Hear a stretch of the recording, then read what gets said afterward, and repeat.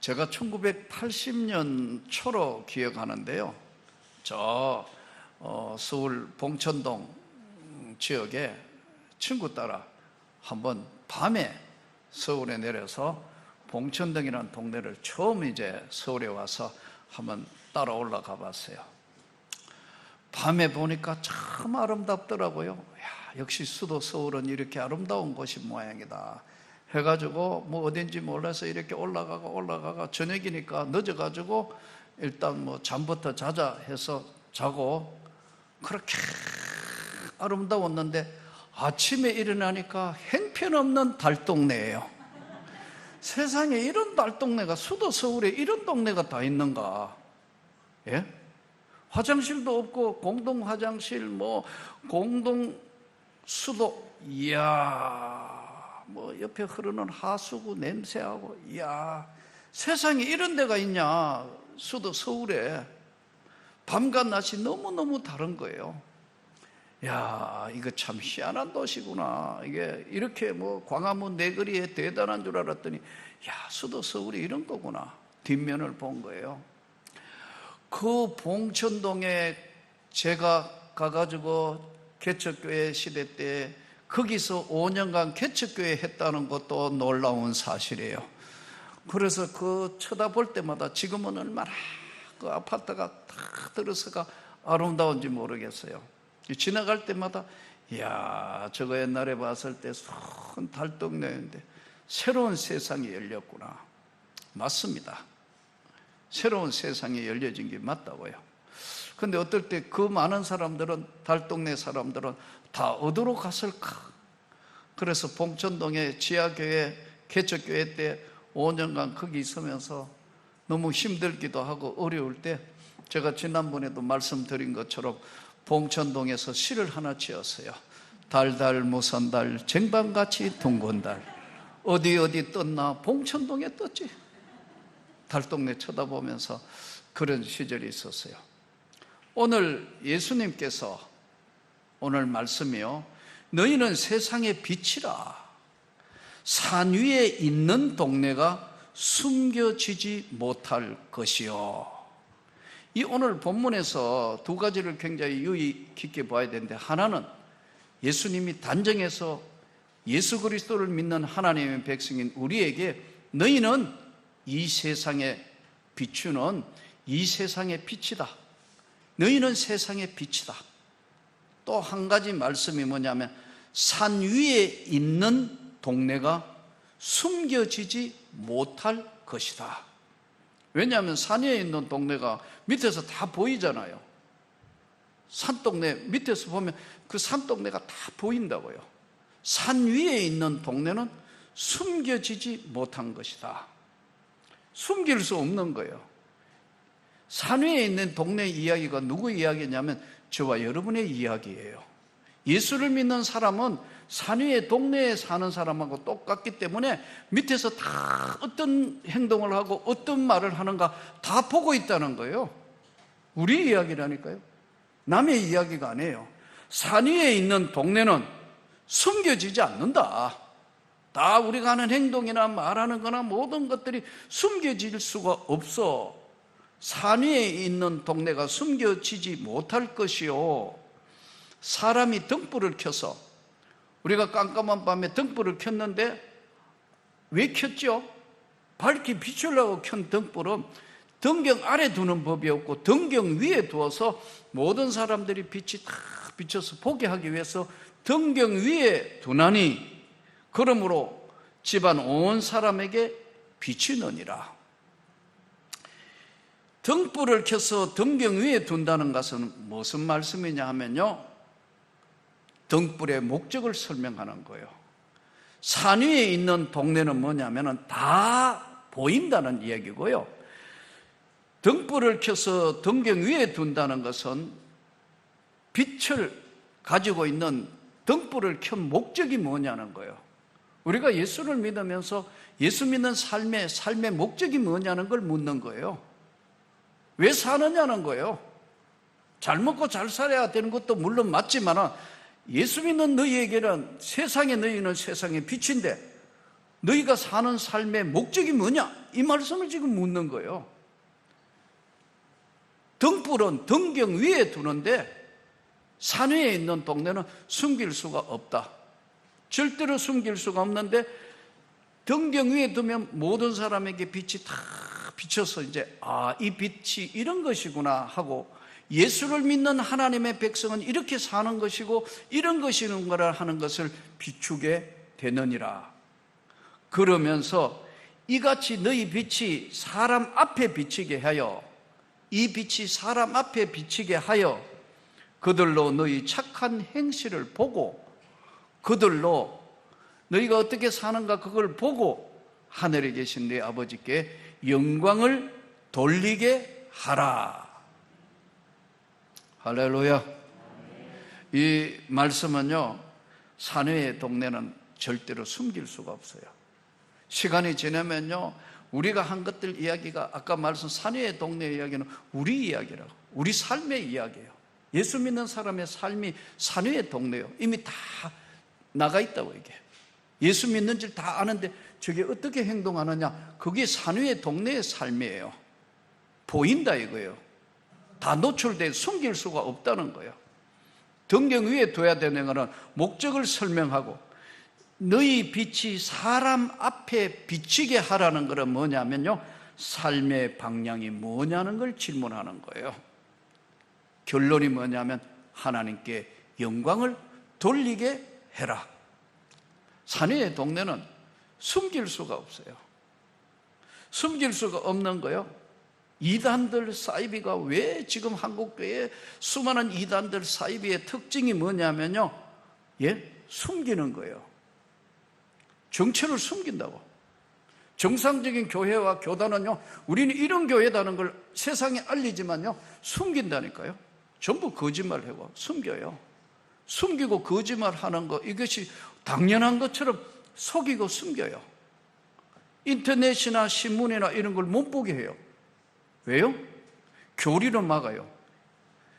9시 뉴스, 신문, 광고 이런 걸 보는 거는 교리적으로 막아가지고 마귀 세상이라고 해가지고 못 보도록 교리적으로 막아버린다니까요.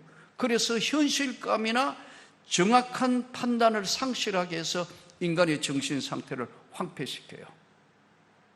상황을 조작해가지고 만들어서 모든 것들을 거꾸로 돌아가게 하는 거예요. 여기에는 뭐 공부 많이 했는 이런 사람들, 뭐 똑똑하다는 사람, 그 상관이 없어요. 왜냐하면 영적으로 황폐화를 시켰기 때문에. 산위의 동네가 숨길 수 없다. 이단들의 특징이 자기 정체를 숨긴다. 물어보세요. 어느 교회 어디 나가느냐? 어디? 이러면 잘 말 안 한다고. 이게 이단의 특징이에요. 숨기는 거. 산위의 동네가 숨긴다고 숨겨지지는 않는데 비상식적인 논리를 전개해가지고 사람을 정신 상태를 황폐하고 사람과 사람 사이 서로 감시하게 하고 또 무너지게 하고 불안하게 하는 거예요. 그 안에 있어야 안정된 것처럼, 마치 거기 있어야 모든 것이 이루어지고 축복받고 다 이루어지는 것처럼 생각하는 거예요. 거기를 떠나면 무서운 지옥이나 저주를 받는 것처럼 그렇게 가르치기 때문에 그 안에 갇혀 있을 수밖에 없어요. 이게 무서운 이단들. 한두 개가 아니에요. 지금 한국교회는 지금 대학은 이단들과의 영적 전쟁터라 해도 과언이 아니에요. 불쌍한 것은 엄마 아빠가 태어나면서부터 이단에 빠져가지고 거기서만 자란 애들이 있어요. 이 애들이, 이 세대는 정상교회는 한 번도 가본 적이 없어요. 그러니까 이게 그렇게 세뇌가 돼서 잘못된 교리에 다 갇혀있는 이런 애. 얘가 대학을 갔어요. 내가 한 번은 대학교 2학년 청년 여대생을 만나서 상담을 해주고 있는데 참 너무 마음이 아프더라고요. 어려서부터 이단교회에 자라가지고 그것밖에 몰랐는데 대학을 간 거예요. 대학을 갔는데 대학교 친구, 친한 여자친구 애가 정상적인 교회에 다니면서 아주 열심히 내요. 만나서 교제하고 이야기해보니까 자기하고 다르다는 걸 알았어요. 교회 가면은 절대 그런 애 사귀지 말고 만나지도 못하게 인터넷 못 보게 하고 뭐 자꾸 감추는 거니까요. 그럴수록 얘는 이상해서 이제 해가 정상교회도 한번 가보고 했는데 빠져나오지를 못하는 거예요. 그래서 이제는 알았어요. 더더군다나 캠퍼스에서 이제 선교단체에서 하고 있는 이런 사람들을 만나서 간사들을 만나 또 상담도 해보니까 이거 잘못됐구나 이제 알았는데도 못 나오는 거예요. 순교가 딱 잡아버렸으니까. 그래서 어떻게 해서 저하고 한번 상담을 했어요. 목사님 저 어떻게 해요? 우리 엄마 아빠도 거기 열심히 빠져있고 오빠도 거기 있는데 내가 어떻게 나오느냐는 거예요. 제가 단호 이야기해서 너부터 나와. 과감하게 너부터 아니라고 하면 나와. 여러분 이 복음이라는 건 하나님의 능력이에요. 예수님이 오늘 이렇게 말씀하죠. 너희가 세상의 빛이다. 숨겨질 수 없다. 숨겨지는 게 아니에요. 교회는 하나님의 나라예요. 여러분 오늘 이렇게 영적 전쟁이 부르는데 이거 이단 잘 모르고 하면은 한번 걸려 들어가면요 무지무지 고생하고 정말 고통받는 게 그거예요. 너무 불쌍한 사람이 주변에 많은 거예요. 복음으로 재무장되기를 축복합니다. 하나님의 나라의 성령의 능력을 받아 복음으로 재무장돼야 된다. 이들을 향해서 다시 하나님의 나라로 끌어올 수 있어야 된다. 지금 세상은요 숨겨진 세상으로 이 모든 것들이 이단들은 너무 지금 사회를 어지럽히고 행패해요. 일반 세상 사람들은 이단인지 교회인지 잘 구분 안 하니까 교회라는 이런 간판만 달고 나면 무조건 똑같이 취급을 하는데 문제가 있어요. 사랑하는 성도 여러분, 너희는 세상의 빛이다. 등불을 켜서 등경 위에 두지 아래는 두지 않는다. 너희는 산 위에 있는 동네다. 그러므로 숨길 수가 없는 것이고 너희가 지금 세상의 비침으로 너희 착한 행실을 보고 하나님께 영광을 돌리게 해라. 오늘 이 주의 말씀으로 성령으로 충만하기를 원합니다. 말씀으로 충만하기를 원합니다. 그래야 우리가 충만하고 우리가 하나님의 은혜에 붙들려야 이들을 인도할 수 있다고요.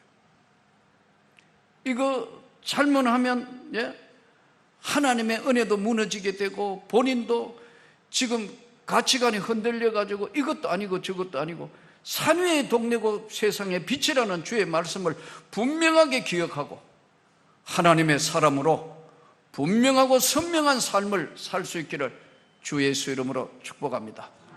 그러지 않으면요 이게 흔들흔들하고 우리가 무너지는 사람들을 꽤 많이 봅니다.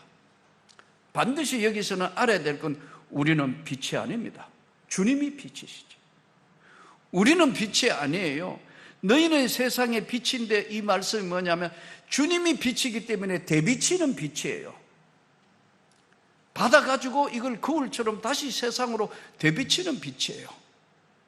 너희는 바로 내가 세상의 빛인 만큼 너희도 이 세상의 빛이 되라는 것은 예수를 닮으라는 거예요.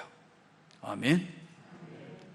그래서 잘못된 것들이 너무 많은 세상에 지금 살기 때문에요 우리가 하나님의 은혜를 잃지 않도록 최선을 다해서 노력해야 되는 이유가 여기에 있습니다. 혹시 여러분 그 영화 캐스트웨이라는 영화를 한번 본 적 있나요? 톰 행크스 주연에 나오는 캐스트웨이 2000년도에 개방된데 내용이 뭐냐 하면은 우리로 얘기하면 택배회사 페덱스 직원인데 이게 이제 항공으로 여기저기 이제 물건을 날라주는 직업을 가진 사람인데 이게 어떻게 하다가 비행기가 추락해서 남태평양의 무인도에 떨어져서 4년 동안을 이 사람이 이제 4년 동안을 이제 무인도에 사는 이야기예요. 뭐 무인도 사는 이야기까지만 하면 이게 별로 의미가 없는데 무인도에 사니까 얼마나 외로워요. 아무도 없는데 생존해야 되는 여러 가지 것들 때문에 4년이란 긴 세월을 거기 보내는데 어느 날 이제 어떤 배에서 깨졌는지 막 바닷가로 물품이 밀려오는데 배구공을 하나 구하는 거예요. 예? 그래서 너무너무 좋아가 배구공을 얘가 너무 외로우니까 배구공에다가 자기 손바닥하고 여기 이제 피로 이렇게 그림을 그려가지고 나무 막대 위에 사람 얼굴처럼 확 해가지고 배구공에 이름을 짓는 겁니다. 윌슨. 그래서 이제 답답하니까 윌슨, 내 심정을 알지 않냐? 뭐 어떠냐? 이렇게 해가 이제 막 대화를 하는 거예요. 인간에게 가장 힘든 게 뭔 줄 아세요? 고독이란 병입니다. 인간은 고독하면 살 수가 없어요.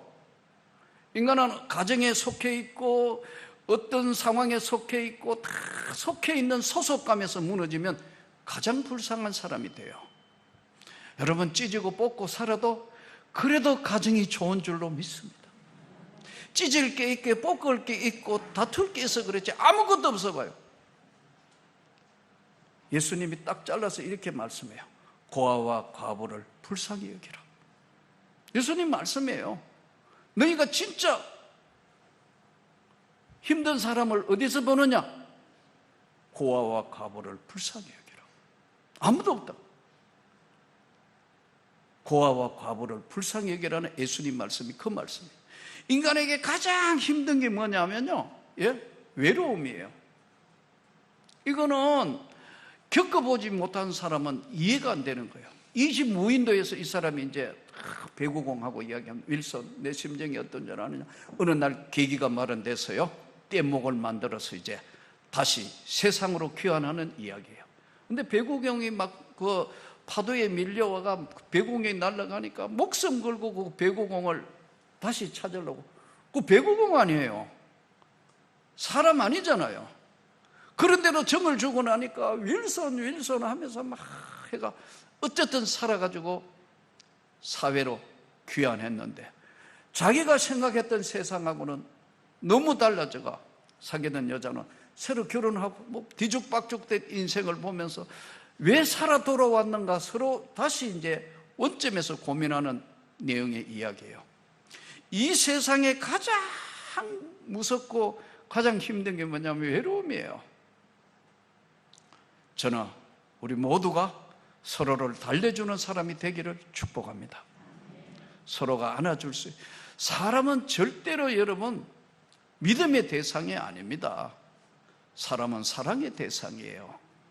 내가 끝까지 사랑하고 안고 가야 될 사람. 예수 잘 믿는 사람들에게 나타나는 잘못된 현상이 한 가지 있는데 자기가 잘 믿기 때문에 항상 정죄해요. 이것밖에 안 돼? 뭐 이거야? 뭐 어떠냐? 아니에요. 아니라고.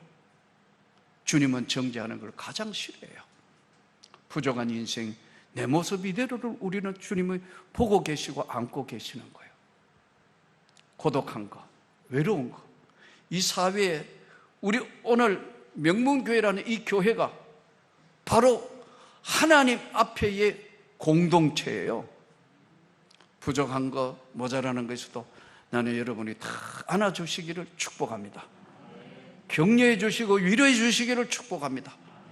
그리고 어렵고 힘든 사람들에게 더 낮은 곳으로 내가 좀 부족하고 한다 하더라도 그걸 안을 수 있는 그런 공동체가 되면 좋겠어요. 먼저 앞서서 믿음이 좋고 하면은 열심히 봉사를 많이 하는 분은요, 연약해서 봉사하지 못하는 분들을 오히려 위로해야 돼요. 위로할 줄 알아요. 내가 이만큼 하는데 왜 나를 알아주지 않느냐는 생각과 또 나는 이런기 때문에 너희는 이거밖에 안 되느냐는 것은 절대로 주님이 원하시는 게 아니에요. 주님이 원하는 건 너희는 세상의 빛이다. 산 위의 동네는 절대로 숨겨지지 못해. 너가 한 삶, 너가 한 말, 너가 한 모든 것들이 이 다음에 주님 앞에 다 서야 되기 때문에 사랑하는 성도 여러분, 오늘도 공동체 안에, 가정에, 직장에, 심지어는 교회 안에 세상 정치 안 보세요. 맨날 서로 비방하고 약점 잡으려 하고 뭐 이것밖에는 보이는 게 없잖아요. 그게 세상이에요. 사내의 동네는 절대로 숨겨질 수 없다. 너희가 예수의 빛이 되라는 거예요. 그래서 하나님의 영광이 되라는 말씀이에요. 오늘 부족하지만 이렇게 살 수 있도록 주님께 구하고 그런 삶이 되기를 주 예수 이름으로 축복합니다. 제 제자 중에 하나가 구세군 교단에, 구세군 이제 거기에 이제 사관이 됐어요. 내 제자 걔는 참 얼굴도 예쁘게 생겼고 참 은행에 근무했어요. 그래서 내가 참 한 번씩 볼 때마다 너 참 훌륭하다. 믿음도 보통 좋은 게 아니고. 근데 어느 날 보니까 구세군 사관으로 갔어요. 그래서 우연히 만나서 아니 구세군 사관 됐다며? 그랬더니 예 목사님. 여러분 일반 사람 구세군 사관들이 뭔지 모르지만요, 구세군이 원래 영국의 윌리엄 부처라는 사람이 만든 조직인데 가장 낮은 곳에, 가장 어두운 곳에, 가장 힘든 곳에 섬기자는 게 그게 구세군 정신입니다. 우리는 일반적으로 구세군 하면은 연말 되면 저 자선 낭비 가져와가 종치는 것밖에 기억을 못 하잖아요. 일반 교회하고는 상당히 조직적인 상이한 언어가 많기 때문에 잘 접근이 쉽지 않습니다. 근데 그 정신, 낮은 곳으로, 더 어두운 곳으로. 선생님, 왜? 목사님 되시고 난 뒤에 뵈니까 참 달라 보이시네요. 저는요, 더 낮은 곳으로, 더 어려운 사람들을 위해서 내 남편과 한 세상 주의 영광을 위하여 살기로 결심했습니다. 야, 목사님 내가 부끄럽다. 너 대단하구나. 너 예수의 정말 주시는 삶이 가장 아름다운 삶을 너가 실천하는구나. 사랑하는 성도 여러분, 너희는 세상에 비치고 사내의 동네는 절대로 숨겨지지 못한다는 주의 말씀으로 가장 연약한 자들을 보듬어 안고 어려운 세상 살면서 격려하고 힘이 되고 영광이 되기를 주 예수 이름으로 축복합니다.